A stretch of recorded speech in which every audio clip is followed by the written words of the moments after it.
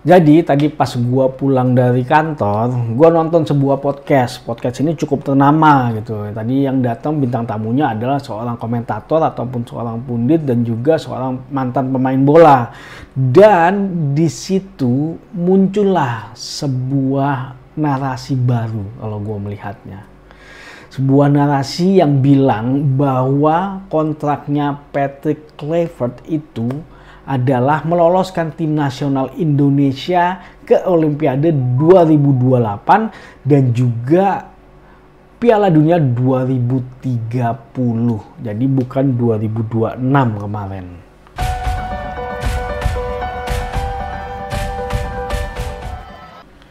Gila, gue nggak habis pikir gue kok bisa kalau itu bener ya, kalau memang itu adalah kontraknya, kok keputusan yang diambil kok sangat berani sekali gitu loh dengan mengontrak seorang pelatih yang belum teruji kredibilitasnya secara jangka panjang. Ya, gue tahu gitu loh. Jadi dulu pernah diungkapkan oleh Ratu Tisha bahwa sebenarnya PSSI itu sudah punya roadmap sampai Indonesia Hebat 2045. Waktu ketika ditanya di podcastnya Sport 77 waktu itu, kapan sih timnas Indonesia akan lolos Piala Dunia? Dia menjelaskan dengan gamblang bahwa PSSI sudah membuat program ini gitu loh. Dan seharusnya program itu kalau nggak salah dibuat di tahun 2015 atau 2016, gue lupa. Jadi seharusnya timnas Indonesia itu akan bisa lolos ke Piala Dunia di tahun 2034. Itu banyak program-program yang udah dibuat, pengembangan usia dini segala macam tuh udah banyak banget, menjadi tuan rumah udah dibuat semua. Dan pada program itu udah sempat jalan sebenarnya. Contohnya kita menjadi tuan rumah dari Piala Dunia U20 gitu. Dan ya ada kendala-kendala akhirnya berubah dan akhirnya roadmap itu mungkin agak tersendat. Nah, tapi di keputusan yang baru oleh Erick Thohir, setahu gua ya, itu diperbaharui dengan menjadi tahun 2030. Tetap di 2045 sebenarnya Indonesia Hebat gitu. Di 2030 itu setahu gua adalah roadmap. Ya mungkin dengan 2030 itu sebelumnya ya lolos Olimpiade dulu nih tahun 2028, karena kan nggak mungkin kita punya target Piala Dunia di 2030 masa sebelumnya kita belum masuk ke dalam kancah dunia gitu kan. Piala Dunia kan kancah dunia ya, salah satunya adalah targetnya di 2028 untuk lolos Olimpiade. Nah, itu setahu gue adalah roadmap sebenarnya yang sudah dibuat oleh PSSI. Nah, makanya kok sekarang wacananya itu adalah kontrak dari Patrick Kluivert gitu loh. Ya gue berharap sih sebenarnya narasi itu salah ya. Mungkin ada orang internal federasi yang salah menginterpretasikan gitu dan memberitahu kepada komentator ini gitu loh. Bahwa kontraknya ini, ataupun ya nggak tahu lah kalau misalnya sampai memperkeruh suasana ya sayang sekali sih sebenarnya gue melihatnya. Tapi karena sampai saat ini gue belum melihat gitu sebenarnya detail kontrak yang jelas itu seperti apa. Yang tahu mungkin hanya Kluivert, ketua PSSI, sama yang ngedraft kontraknya waktu itu. Cuman gue heran aja kalau memang itu bener ya. Ini yang ngedraft nggak sadar apa ya? Yang tanda tangan nggak sadar apa ya? Ini pelatih belum ketahuan kredibilitasnya seperti apa. Lu berani kontrak sampai tahun 2030. Bayangkan 5 tahun. Gila gue bilang.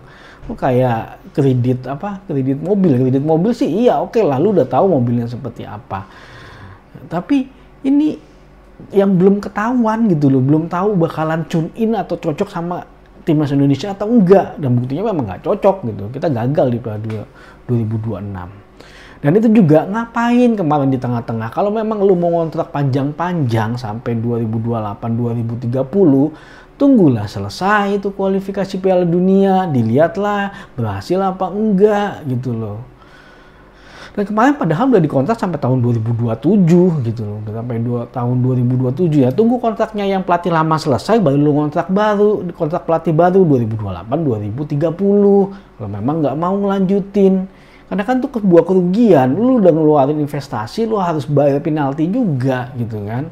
Kenapa sekarang ketika ada penggantian pelatih di kontraknya langsung sampai 2028 sampai 2030 nggak belajar?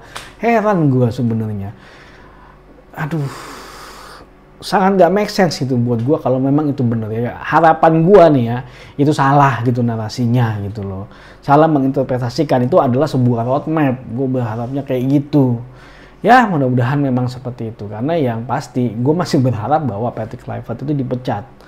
Urusannya nanti seperti apa, pembayaran kontraknya seperti apa, ya federasi lah yang bertanggung jawab. Mereka sudah banyak meraih keuntungan kok dari tim nasional Indonesia dengan mengkomersialisasinya sampai podcast juga.